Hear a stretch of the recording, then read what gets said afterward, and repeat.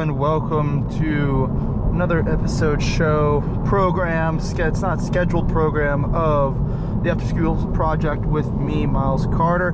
Hope everyone is doing a wonderful day today. And today we'll be talking about 3 important things: behavioral changes, ways you drive in order to improve your driving. First of all, we'll talk probably about the easiest one to implement, which is slow is smooth and smooth is fast. So whenever you're trying something new, you're trying to learn a new skill, obviously you're kind of edging into it. You're not diving off the deep end. Same thing with driving. What you're trying to be doing is every time you're controlling something, you want to be as smooth as possible. You don't want to be jamming and pecking at the throttle. That's going to make it lurchy. You don't want to be driving with the steering wheel, cranking it and throwing everyone around. Because then if you get into a situation that's bad, where you really have to turn and steer the car, then you can upset the entire balance of the car and end up in a ditch. So whenever you're driving, just think about that and make conscious efforts of being slow. And then once you get that, you'll notice you'll start being smoother and smoother with your driving. And at that point, then you can start, okay, well, if I can do it smoothly, I can do it smoothly. Okay, now I can do it a little bit quicker. I can do it a little bit quicker.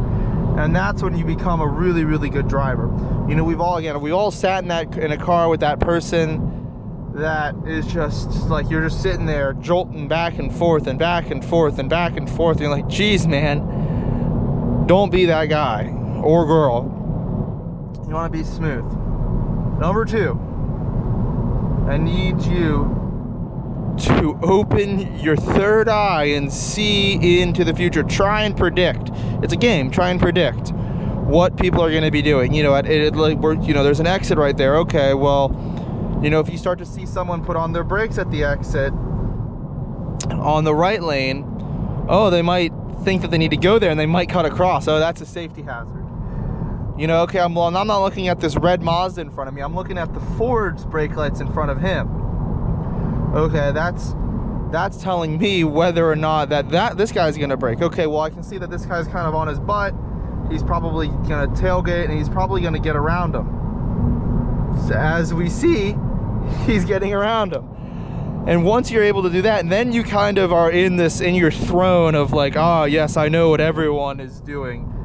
I know what everyone is doing here, and it actually makes your stress a lot lower.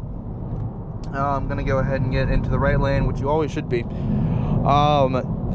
Thirdly and lastly, everything that you do should be with intent. Every kind of move you do should be with intent and thought throughout. So this car is slowing down in front of me, but I don't need to put on my brake. I can just let off the throttle a little bit, and that's okay. And that will do just fine. I probably should be putting on the brake, brake, slow down, but I can just take off the throttle. I'll get a little closer to him, but it's gonna make the person behind me not put on their brake, and it's not gonna cause a traffic jam. So everything that you do should be done with intent. This is probably the hardest one to do, because when you get frustrated or you get angry, okay, well, all that thought goes out the window. So the last 2, again, it's seeing into the future and having intent with everything that you do and thought behind everything you do. They need a lot of practice, and me myself, I'm not very good at. I'm not the best at them either, but if you can try and practice it and practice it and practice it, then it becomes automatically a thing in your subconscious. I kind of lied about that being the last bit of advice I'd give to new drivers or people learning how to drive.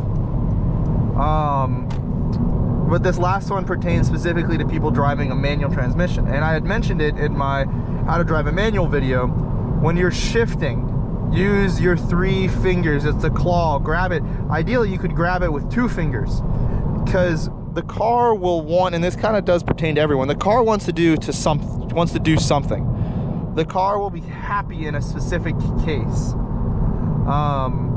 In a manual transmission, you can feel it more.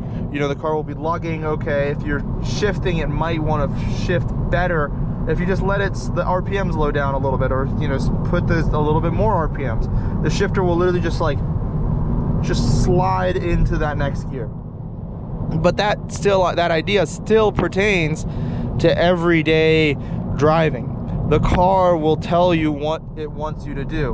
It kind of goes back to the slow is smooth, smooth is fast idea. You know, if I put on the brake and the whole car lurches forward, you're upsetting the car. You're making it angry. Don't do that. You want the car to be happy. It's protecting you. It's taking you somewhere. You want to be able to feel what the car's doing and what it wants you to do. And that's all I have. It was a short video. I appreciate you guys for watching. Hopefully this helped. I really do hope that this helped you. If you have any questions, please leave it in the comments down below. Until the next time, again, thank you so much for watching. I hope you leave any questions down below and subscribe, and have a wonderful, wonderful rest of your day, week, year, month, whatever it is.